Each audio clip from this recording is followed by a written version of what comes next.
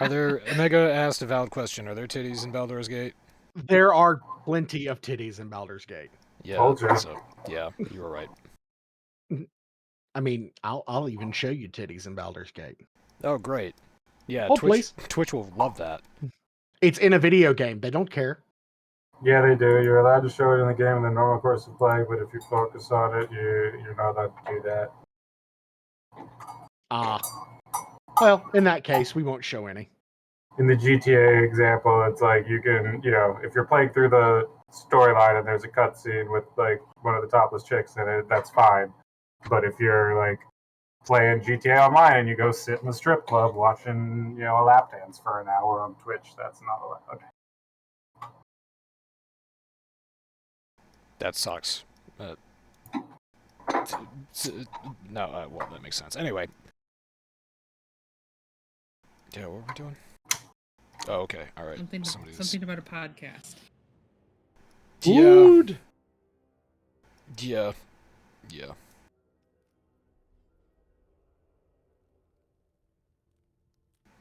Why are... Okay, there we go. Discord figured it out. Never mind. Everything's fine. Everything is awesome. Everything is cool when you're part of the team?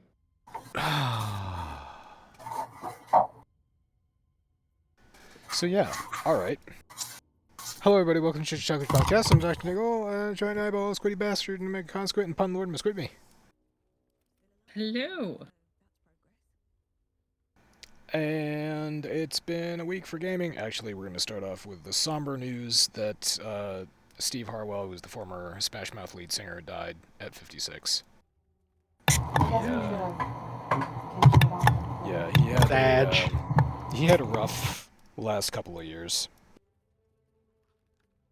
But yeah, the cause of death is liver failure. Oh, they announced it. Last I read, it was still, they hadn't said what happened. Yeah, his death at his home in Boise, Idaho was confirmed by the band's manager, Robert Hayes, who said the cause of death was liver failure. Gotcha. Yeah, first news I saw about it was yesterday. And I saw that he was admitted to hospice. Like, he was entering hospice care at home. Ooh. And then I saw this morning that he had passed. Yeah. So, obviously, yeah, he had a rough last couple of years. I guess his mental health was in decline along with his physical health. And, he actually left the Smash Mouth band after what was called a disastrous performance, where he was slurring speech, basically. He was not having a good time towards the end. From about 2019 on, it seems like physical and mental health got really rough for him. But he's going to be immortalized on the internet forever because All-Star is a fucking base. It's the foundation of a lot of memes. Yeah. Yeah, so, I mean, that song is pretty immortal. Yep. So yeah, rip Steve Harwell. All of us were in school at an informative time when Smash Mouth's albums came out. So yeah, I think we all know the two songs that they talk about are Walking on the Sun and All-Star, and yeah, I clearly remember both of those. Well, I mean, thanks to Shrek, All-Star has been absolutely ingrained in a generation. Yeah, the band actually said they had no idea how popular Shrek was going to be. But yeah, that when the Shrek soundtrack came out, it went like double platinum or something. And yeah, they got a lot of publicity for it. Not only did they have All-Star on the Shrek soundtrack, but they also did a remix of I'm a Believer. Yep. Which I read it in this article. I haven't thought about that song in a long time, but I still very clearly remember that song as well. But yeah, Smash Mouth, legends. Anyway. A little bit of my teenage years dying. Hey, Kirby! Kirby! Kirby's in chat! I did a smart this week, and I pulled up my Twitch dashboard on my other computer. There you go. There you go. Yeah. Actually being streamer. Oh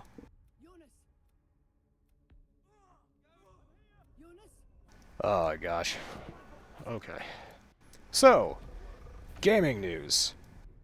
In gaming news, Sony announced that this is from Twitter. Sony announced that PS Plus is going up $20. PS Plus Extra is going up $35. PS Premium is going up to $40, with no improvements of any kind. They're just increasing prices across the board. Yeah, clearly it's, you know, getting way more expensive for them to, you know, provide the same ones and zeros over the internet that they were providing before. Oh yeah, right? don't get me That's how it started. works. Don't get me started about the increased price of ones and zeros. It's absolutely ridiculous. You know, inflation has just increased the cost of binary.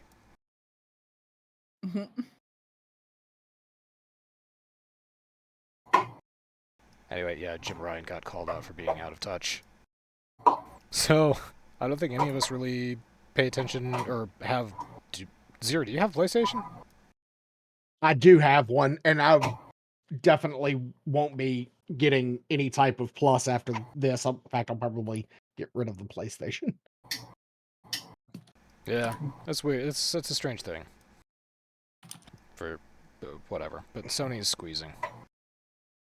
For whatever reason. Anyway, that was just a little bit of funny.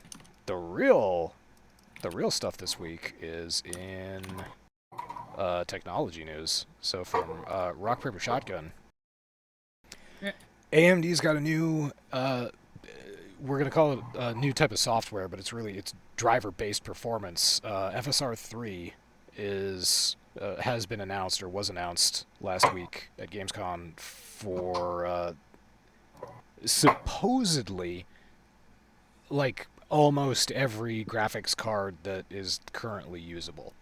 The pitch was that this is really, really super versatile and can be used across cards. And what it is okay, FSR is basically AMD's version of NVIDIA's DLSS. So it smooths performances, it renders graphics at a lower resolution so it can render them faster, and then it upscales them using AI so that you can't tell that they were ever smaller than they were. So you can play on a 4K screen and everything can be rendered in like 720p. So it massively increases the performance of your games, and it doesn't tie up too many resources from your card. So that's the short of it. There's a much longer, much more technical explanation for it that I'd be happy to talk about. But that's pretty much it. And what I wanted to talk about with this technology is that a couple weeks ago, Omega and I, actually all of us, were talking about how AMD announced that possibly it's not going to be making high-end graphics cards anymore. It's just going to focus on the middle market. This kind of makes sense for them wanting to do that, because this makes it so that they don't need to produce high-end cards anymore to get high-end performance. So I think that's neat. Yeah, I mean, it's smart. They recognize that there will always be a market for the enthusiasts who have the most expendable income and want the most powerful hardware, but they recognize that the vast majority of the market is looking for decent performance across the widest range of games for a decent price. We wish you well, Kirby. Sorry, Hey, bye, Kirby. I think Kirby's gonna duck out for a minute. One thing that I find most interesting about this personally is the fact that, unlike NVIDIA's DLSS, this is not locked to the cards. It's not even locked to AMD cards. This is just new tech that they are releasing that can be used, they're saying, with literally any GPU. And there are certain features of it that require certain amounts of horsepower. because like it involves two things. It involves like the upscaling, and it involves frame generation. Yeah, that's the other fluid motion frames. So yeah, so it creates frames. So you basically, according to your computer, your game is running at 30 FPS, and then it uses its AI to insert frames to basically increase the frame rate. From what I was looking at, I believe it's for upscaling and frame generation, you need a more modern card, but for just the frame generation only, it can actually use pretty low powered cards. For just frame generation, it can go back to GeForce GTX 10 series and above. And then for both upscaling and frame generation, the RTX 20 series and above, or the Radeon 5700s and above, for its like lowest supported level. Recommended is a little higher than that, but still, it's interesting that they are kind of flipping the bird at NVIDIA, who locked theirs to specific cards, only NVIDIA, et cetera, while they're like, nope, we're just making this a thing. Any game can use it. Any GPU can use it. If you got the horsepower, at least, I like that they have made it modestly backwards compatible, and it doesn't need to have the top of the line gear to run it. Yeah, I think it's smart that for FSR3 with upscaling and frame generation, I think it's smart that they started with support for the RX 5700 series, because those are extremely popular cards. Like, a lot of people have those cards because they're fucking great. And that was the last generation, which is still that's 2 generations ago. Yeah.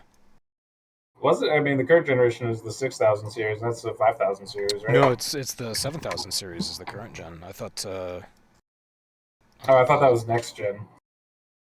Oh, I see what you're saying. Yeah. But still, yeah. The point is right. Older card, massively popular, and also with the upscaling and frame generation, the RTX 20 series and above. That's every RTX card that's ever come out. Which is it is great. I'm rooting for AMD here. So okay, so the first 7000 cards were in December. So you're right. Yeah, we are currently in the 7000 series, but still, it is nice that they're offering some backwards compatibility.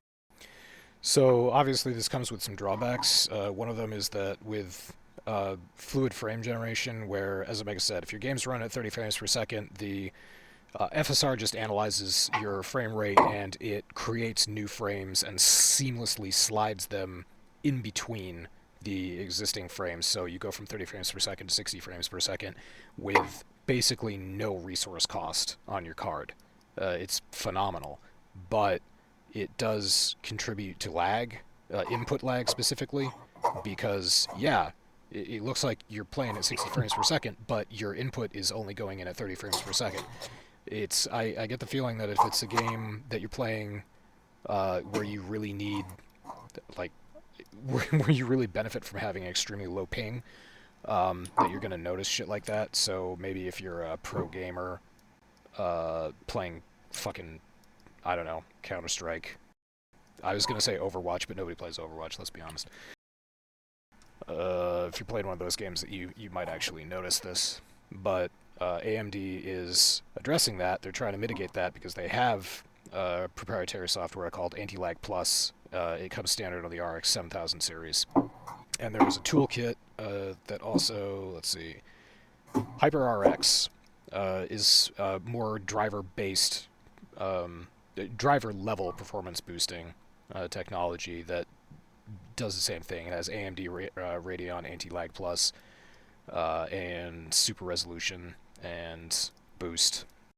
So, yeah, they're trying to balance this so that the the few things that some people might notice to be detrimental about FSR3 can be mitigated. Yeah. Anyway, it looks like fantastic tech. And the way that they're going about developing it and releasing it, I think, is really good for them and for consumers. So, well done, AMD.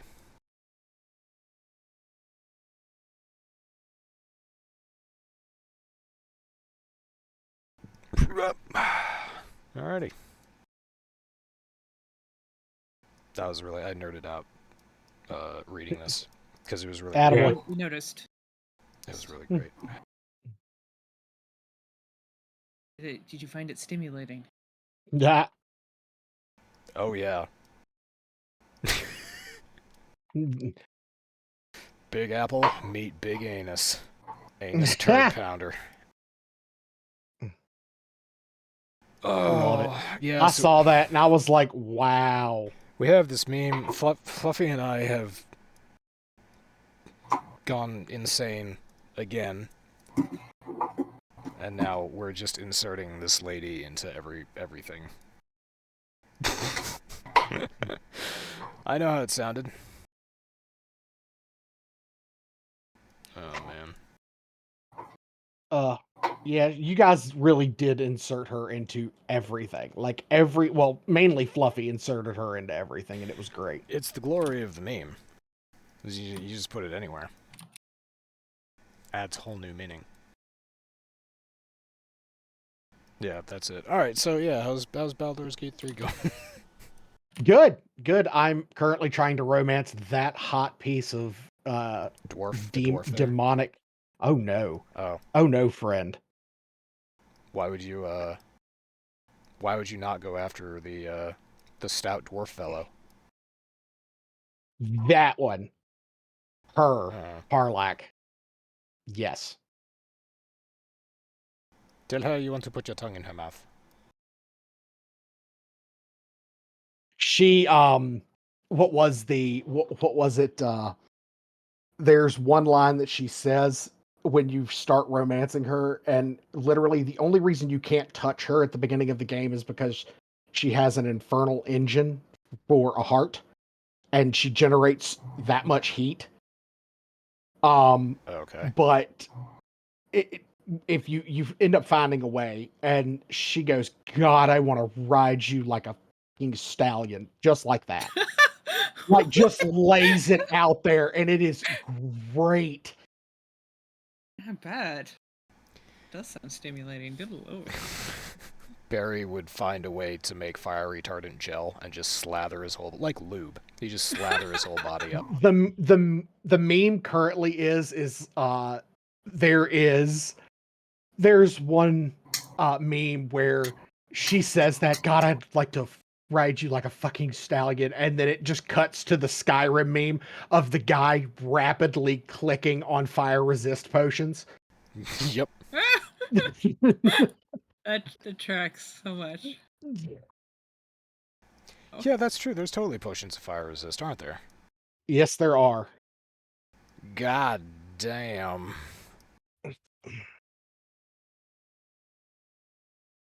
Yeah, that's the other thing that's been popping up in our Discord an awful lot. Yeah. Mainly my fault. Because it creeps Fluffy out and I think it's funny. Alright, okay. So, speaking of video games, Baldur's Gate 3 has some pretty fucking amazing voice acting going on in it. There are a lot of very talented people who worked very hard to provide us with those voice acting performances, and SAG-AFTRA is seeking approval for a second strike against video game companies. So the same thing that actors and writers are arguing for in Hollywood, the community in the video game industry is arguing for the same. They don't want to be replaced by AI. So yeah. You know what? And they actually had, and it was great because I've been kind of watching the strikes here recently, and Brandon Lee Mulligan from Dimension 20 actually went down there. They had a D&D day at the picket line, and it was great. He led the Yes. D&D day. It was amazing. Yes, I heard that Cozen told me this because he's been paying attention to his TikTok a little bit better than I have. But apparently, the adventure Brennan ran was basically against the. It was Strahd as the basically the CEO of like the Ravenloft Corporation or some shit like that. Yep. It That's was amazing. exactly it. It was great. Say what you will about Brandon Lee Mulligan and his affinity for almonds, but the man is a fucking genius. So, Masami, did I ever send you the Amazon dungeon? I don't know. I think we talked about it, but I can't remember if you did. It might be in your DMs. If it's not there, I'll totally send it to you. Some Yeah. insane human being on Reddit came up with a really cool looking dungeon. It's obviously meant for a multi-session crawl where you're just basically going through the Amazon dungeon, and it's like part of it's a warehouse, there's a marketing department, there's all the rest of this, and then you finally get to the big bad, and it's like it's Jeff Bezos as a beholder. that is great. He's just a giant golden head. Man, I like that. I like You that should idea. run it. That staff right there. I want that. It can cast fireball. Mm. Fireball. Ugh.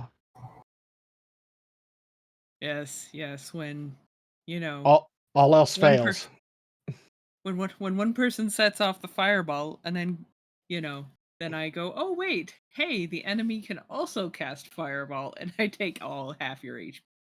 It's great. Which I was sitting there and I was like, you went, it's a missile throwing contest, and I was like, great, that's just what I wanted to have happen. Yeah, oof. But hey, it You all were worked all out. pretty fired up about it. Yeah. Needless to say, I think Barry was a bit burned up over the fact that he lost Chuckles a second time. It came and went so quickly. And it was the final fight. I was just happy that the Rolling Bones actually got a chance to get together in campaign. Mm-hmm. So that was good. But yeah. What the hell was I gonna say?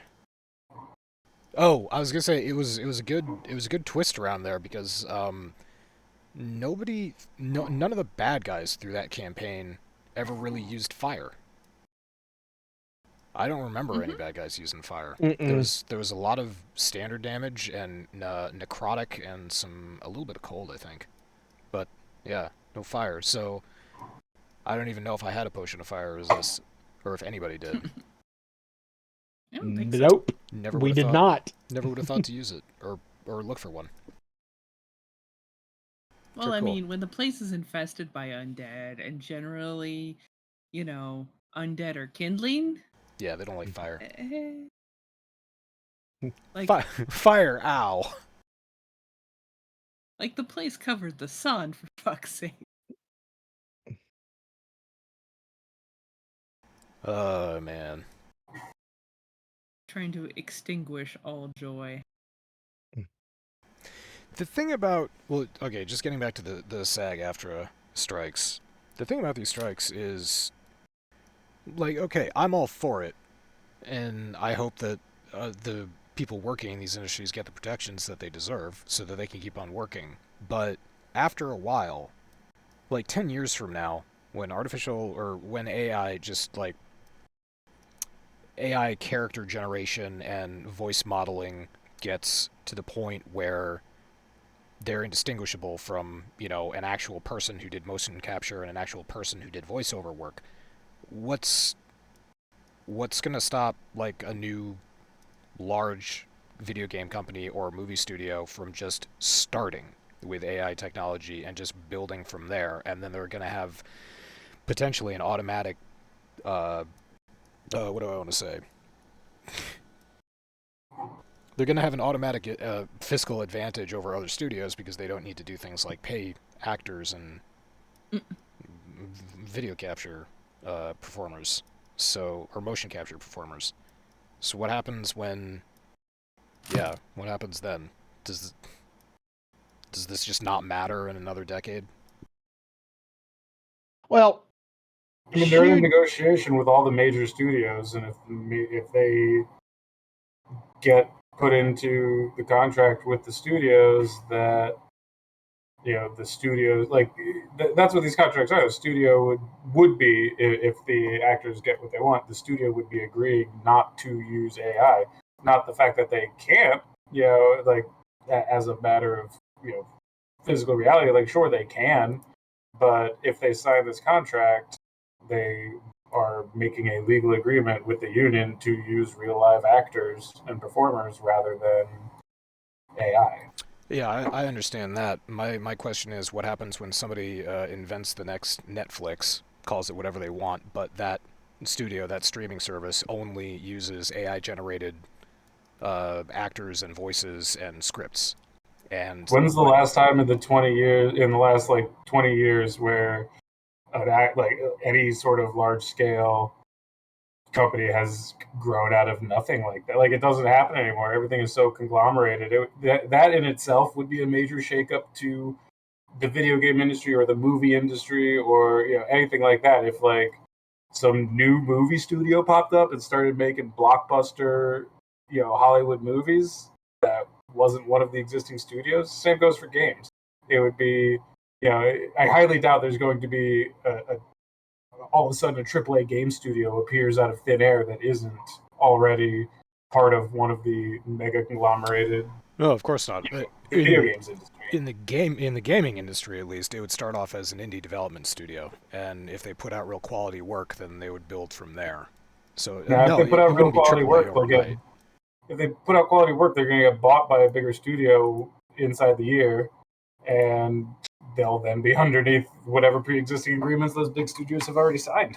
Right. But think about that for a second. If the brand new indie video game studio that uses nothing but AI to generate their content gets really successful, what's the incentive for a larger AAA studio that's already beholden to SAG-AFTRA to buy them? Because you're just going to have to gut them and change their business model and take away the reason that they're profitable in the first place.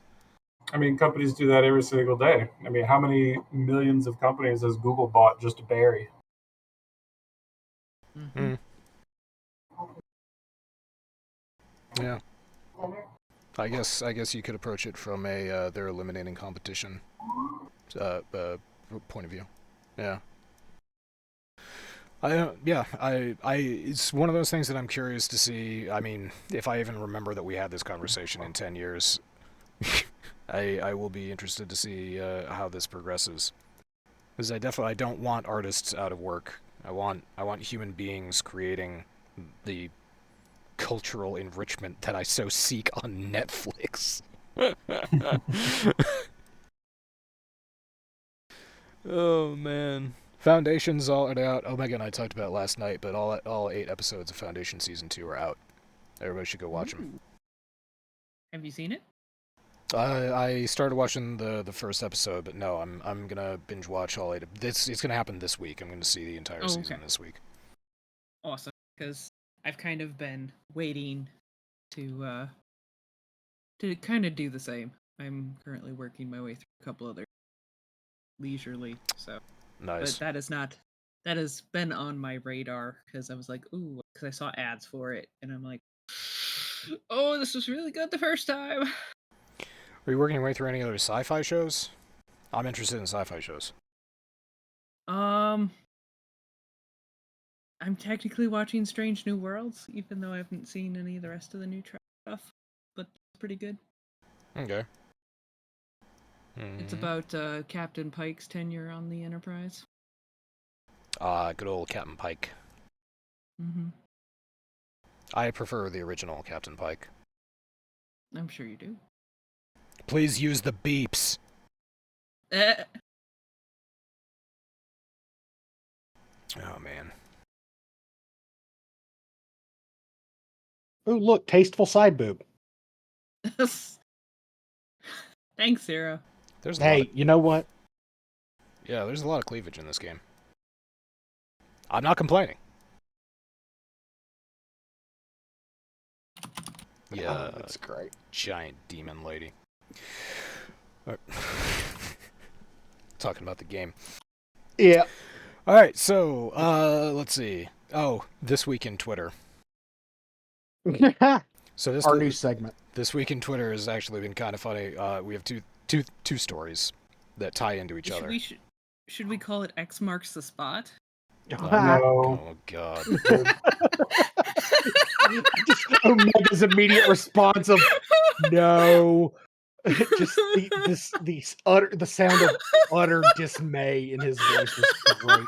That will fuel me all week.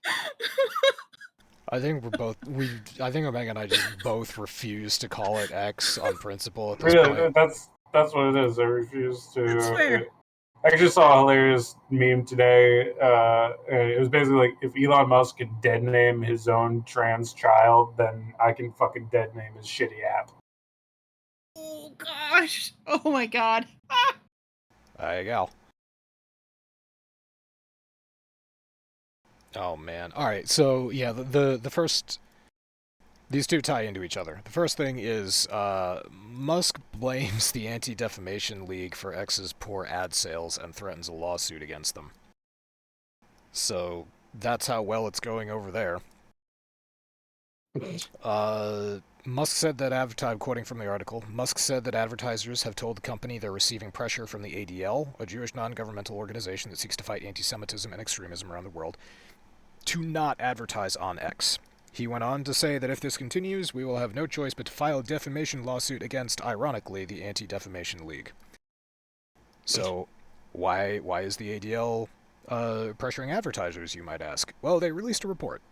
There are actually multiple reports from the ADL out this year concerning Twitter, but they're following accounts that are being re-enabled after having been banned or disabled for making anti-Semitic comments or just generally spouting hate speech.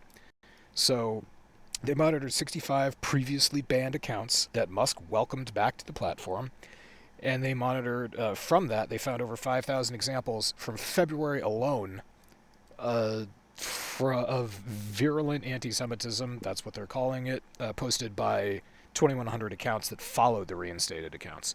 So they presented a report that provides evidence that letting racist or people that spout hate speech back onto Twitter increases the amount of hate speech on Twitter. This should not be a difficult thing for anyone, including the smartest man in the world, to understand, but he doesn't want to censor people saying bad things. But is he the smartest man in the world? According to everything that I read. It says so on the internet, so it must be true. Blah. So yeah, the ADL is getting on Twitter because Twitter, and this is one problem. Remember last year or earlier this year we were talking about the reports that were released that were talking about how poorly Twitter was handling child abusive material under Musk's leadership. It's just everything bad is returning to Twitter because Elon is a free speech absolutist, I think is what he said. So, yeah. Whatever, it's his house. He can do whatever the fuck he wants to it. And we'll just sit back, watch it burn, get some popcorn, maybe some s'mores. His dad is worried that he's going to be assassinated. Can only hope he's right. For legal reasons, I am not advocating violence against Elon Musk. But yeah. Blech. So, okay, the takeaway from that story is that, first of all, the ADL is doing their job, and Twitter's ad revenue is down. So, because that ad revenue is down, we get to story number 2, which is that Twitter is now going to collect biometric and employment data from everyone that uses the platform. No, isn't it just Twitter Blue subscribers, or whatever the fuck the new subscription version is called for X? Oh, people signed up to its subscription service X Premium can choose to provide a selfie and a photo ID for verification, so that would be collected. Policy also states that XMA collects employment and educational history, and it would be used to, quote, recommend potential jobs for you to share with potential employers when you apply for a job. The funny thing is that the exact type of schmucks who are paying money to Twitter every month are the exact type of schmucks who would be like, "Oh yes, Daddy Elon, please take my biometrics." Mhm. So yeah, this will be great. They're gonna have a whole new analytic database to sell. It'll be That's what fantastic. they want. Because clearly Twitter ain't making money any other fucking way. No, Yep. yeah, the ad revenue thing is not going so well. And, in classic fashion, blame the Jews. That's Elon's go-to on this one. As much as things change, things stay the same. Mhm. Blame the Jews. It's the Jews' fault. This picture of Elon, it makes me smile when you're talking about that, because it looks like evil Elon. Elon is not amused by your shenanigans. He will collect your biometric data, and he will share it with your potential employers. I wish I could snap zoom on his face. God damn. Well, enough about that. Back to Baldur's Gate. Yes.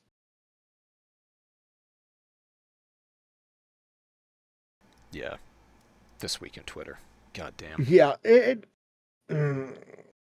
I'm seriously considering deleting my Twitter because I don't use it for anything. I mean, I I don't removed either. the app from my phone.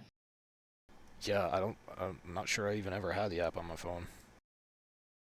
We've got Chonkwij has got one. I know I've got one, but I don't actually have one for my real self. I just have it for all I have it for DrNiggle and I have it for Chonkwij, and that's pretty much my entire experience with Twitter. Clearly not appetizing for you.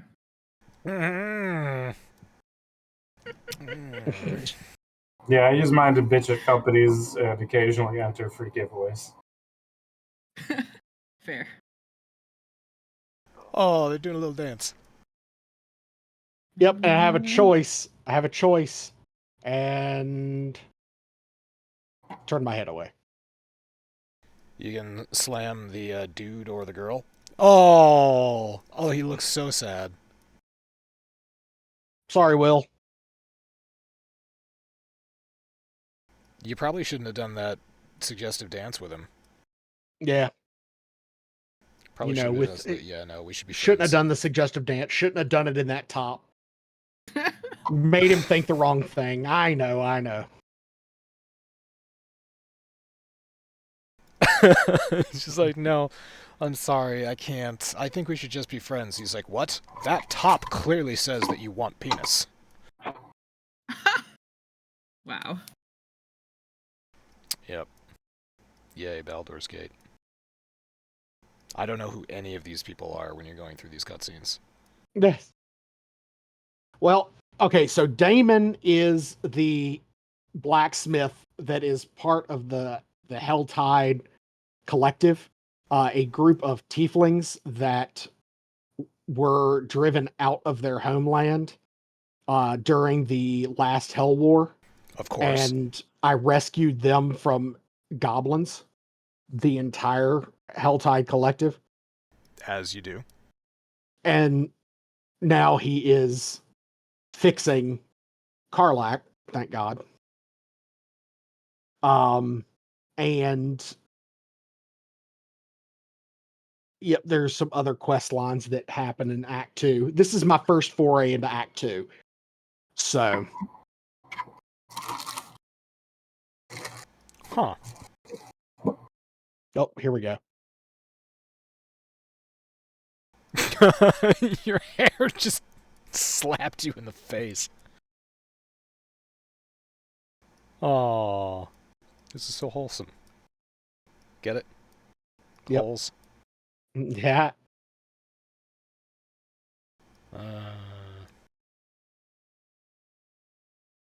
Yeah. Okay. Solution. Yep. I don't want to talk about it anymore. Because it's not your problem. It's not. Yep. These jokes are getting cheesy. What is a Taco Bell crop duster? I did, Doc. Something that doesn't exist, Doc. It doesn't exist. This is I feel like I've missed out on it, and that the meme has come and gone, and I just missed. I mean, I'm lacking a gallbladder, so anytime I have Taco Bell, it just doesn't end well at all for anybody, especially my toilet. The other meme that I really wish I had gotten in on early was bond burgering. Like, I really wanted to tell somebody that I bond burger their mom or something. No, I don't want to know. Go to Urban Dictionary. It's on Urban Dictionary now. No. No.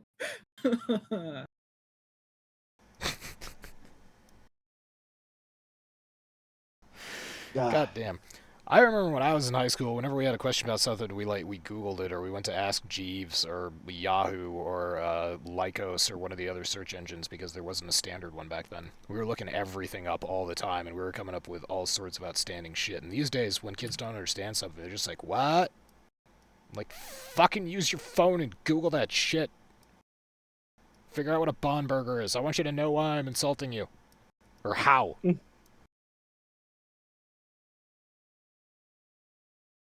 Oh, man. Alright, so that's actually about it. I mean, I could definitely find more stuff, but I kind of want to watch Baldur's Gate and talk about bond burgering people. What actually did happen? Oh, early access for Starfield came out on the 31st, August 31st. The official launch date is still 2 days away on September 6th. But yeah, early access began.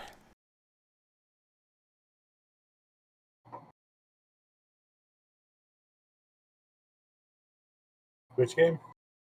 Starfield. Oh yeah, I've been hearing a lot of crazy shit about that. Fucking $70 is pretty goddamn steep for early access. Yeah, my friend is starting his playthrough, I guess, Wednesday when it goes live. And I've told him that he was like, oh, why don't you get it and play? I said, I will play the game if you buy it for me. I refuse. After the debacle and shit show that Fallout 76 was, I am not at all trusting anything Bethesda puts out at all. And he goes, well, yeah, I guess you're right. Redfall was another one. I said, but the thing is the only thing that the only touch that Bethesda had on Redfall was the fact that they published it. That's it. Arcane Studios fucked that up. But Fallout 76, and I believe Masami can attest to this, was an absolute shit show at launch. And I didn't play it at launch. I only played it like many years after. Okay. I've heard how awful it was at lunch. At lunch. No, not at lunch, at launch. But by the time I got around to playing, some other folks I knew playing it, it wasn't half bad. Like, you know, the fact that it was what it was, you know, a few years after the game was out, indication like of where it was when it first came out, because it last time I played it, which is probably a couple years ago at this point, it was in a fairly passable. So yeah, I mean the special edition debacle alone, where they were like, you're gonna get this very nice bag, and it turned out to be like a plastic bag. I don't know much about Bethesda launches, but I seem to remember going through we were talking about ESO for some reason, probably years ago, and has Bethesda ever actually had like a good launch, or are they more? Is this like a Blizzard situation, or is it worse than a Blizzard situation because on launch day it comes out, servers don't work, and shit's broken in the games, and I remember from Elder Scrolls in particular, the game only got playable when the modding community started fixing it. My question is about basically, has Bethesda ever had a good launch? I mean, Fallout 4 launched. I mean, I played Fallout 4 when it launched, and it was. I mean, it was good. I thoroughly enjoyed um, Fallout 4. Mm-hmm. I mean, I've played and beat that game all but one way. There are 4 different endings, and I've played and beat it. Yeah. 3 of the 4 endings. Wasn't I watching you build a base like earlier this year or late last year? Yes. Yeah. You Yeah. hop back into it. Yeah. Oh yeah. I mean, Well, it's like I said, it's a great game. It's just all your base are belong to us. yes. Sorry, I must quote the old internet memes in an attempt to, not feel as I am. One of the first internet memes. Mhm. Goddamn, kids today think they know what memes are. They don't even They have the will never. pixels. They That's true. they will never understand the good memes. They will never understand reading text on a pixelated GIF with a resolution of 240 by 160. Mhm. I don't even know if it was that big. But okay, Omega, I know you jumped back into Diablo 4 recently. Have you heard that there's an invincibility exploit in Diablo's PvP zones? No, I haven't, but I'm probably gonna be done playing Diablo for a while. Apparently, just briefly here, there's a particular spot in a PvP zone, and if you stand there and use a specific sequence of abilities and a scroll, you become invincible to player damage, to monster damage, and it can be done almost at any level, or with any class. I'm not sure if there is a level that you need to get to use it, but yeah, this is causing PvP players grief. Another thing for you not to go out and do, because Blizzard retroactively bans players for taking part in exploits, as they should. But yeah, this is this is from 7 hours ago. It looks like there's a Korean YouTuber who put up a video.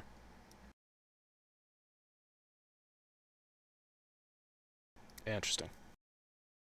Yeah, I I've been so hooked on this game that I haven't even thought about jumping back into um Diablo. I did for like 20 minutes the other day, and I was just like, "Oh God, yeah, this is painful." Oh, Zero, this is relevant to what you're doing right now. Uh, turns out Baldur Gate 3's companions weren't supposed to be such horn dogs. Quote, it was a bug. Mhm. So, Right, sure it was. it's director Swen Wiki coming out and saying that, yeah, they're not supposed to be, like, as aggressively horny as they are. So, have you found your companions to be aggressively horny, Zero? Absolutely. Oh, God bless. So it was a bug, not sure.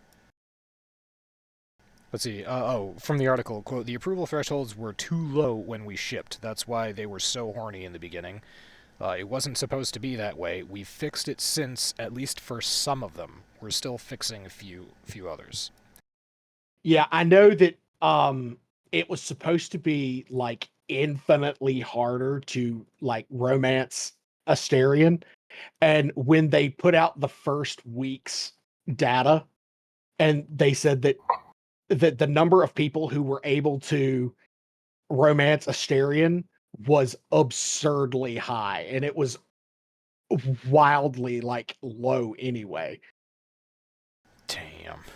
So, and he's the vampire, so you have to invite him in, and people were willingly doing it. Oh boy. Well then.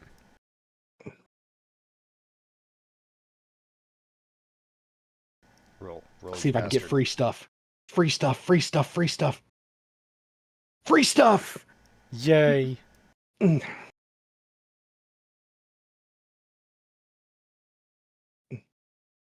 Nice, Quartermaster. Yay. What did I get? Ah, supply pack. Very nice. All right, let's see what type of armor and stuff I can get.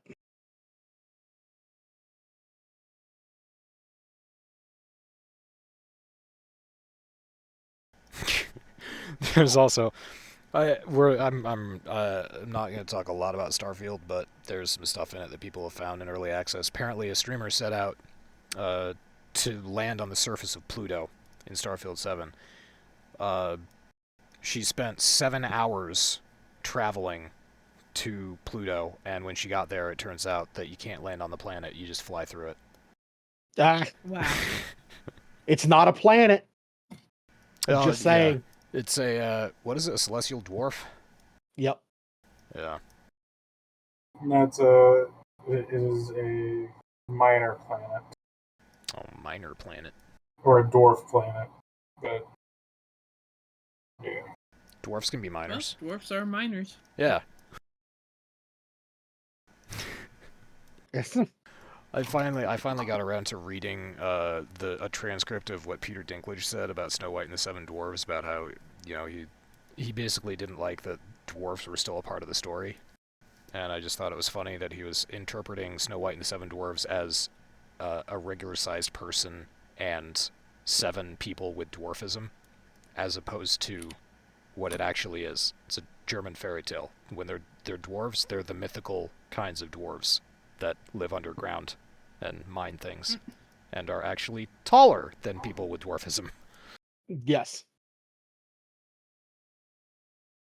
Just thought that was a little silly. A dwarf planet. A planet full of Gimlis. Oh God. You just land there. Oh God. Can you imagine 1,000 John Rhys Davies saying, "And my axe"? all at once, the world exploded. Let's see. Let's leave all that for now. Yeah, so I guess the next thing is we all get Baldur's Gate 3. Well, Yeah, and I knew I had said before that that it would be cool to, all of us to be in the same campaign. And upon further reading of how that would work, yeah, it would just be a gigantic pain in the ass. really? Oh yeah, because we Aw. all have to be on at the same time, and if one of us is not on, it will not allow us to progress further in the story. Ah, So it locks you in place. okay. Well, that's not ideal.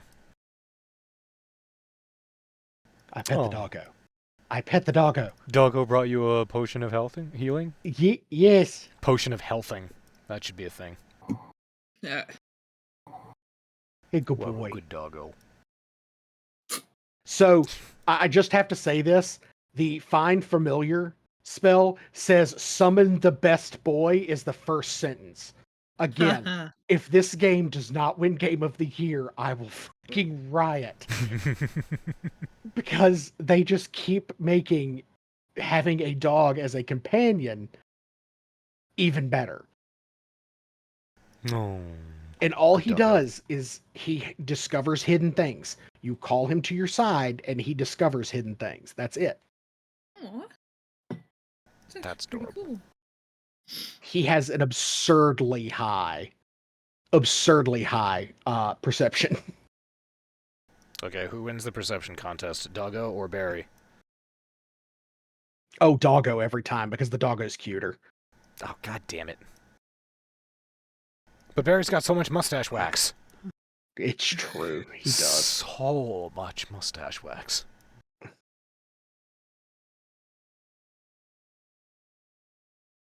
Alright.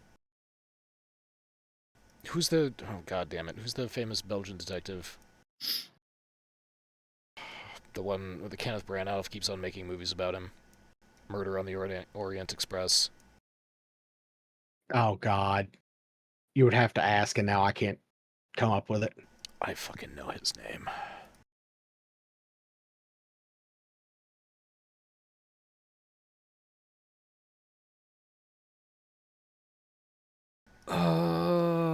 Hercule Poirot. Character's name is Hercule Poirot. Yeah. That's the kind of mustache that Barry has. Anyway, That makes Nice. sense. that was pointless. Derp. Yeah, that's about it. We can just hang out and watch you play Baldur's Gate 3. But yeah, GG's everybody. Thanks for coming on to the podcast. And hello to Future Eliteness. Welcome back. He's back. So yeah, we'll see you all same time next week, same place, all the rest of that. Fuck Putin, fuck Winnie the Pooh, fuck Nestle. Fuck 'em. Fuck X. Fuck Linus Tech Tips.